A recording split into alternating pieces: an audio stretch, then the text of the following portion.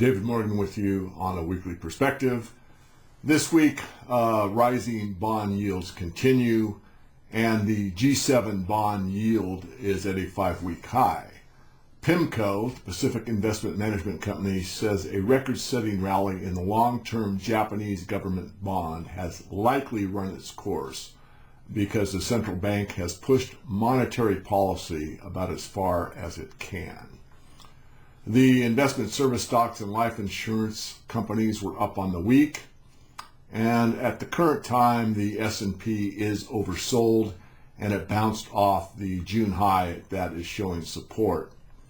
And on the context of a better stock market, Apple moved up substantially this week. Moving over to the precious metals, gold is sitting at a 2-week low. And I needed to mention a couple weeks back, and I failed to do so, that the U.S. Mint has stopped minting the Silver Eagle at this time. The allocation was actually at one point where people had to really bid to get the allocation they wanted. There was a huge demand, and there has been over the last several years for Silver Eagles.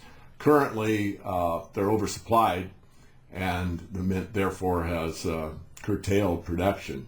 The full article's on Silver Doctors, or you can Google it.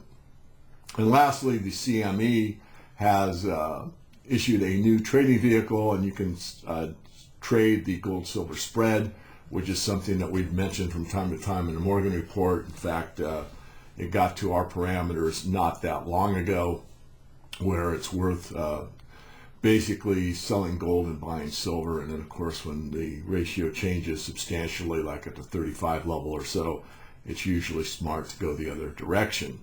And lastly, I wanted to bring up something about where we are as far as the metals year to date. This is from Bob Johnson's Gold Sheet mailing.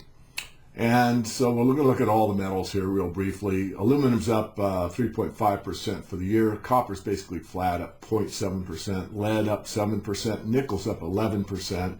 Tin is up 31%. And zinc, our favorite base metal, we did a special report on some time ago, is up 37.7% year to date.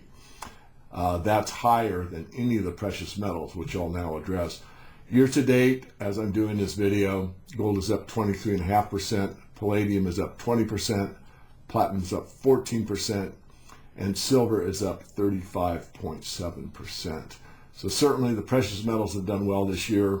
Base metals, not so much, except for tin, zinc, and you could, of course, nickel's really not a base metal, but you could count it as one.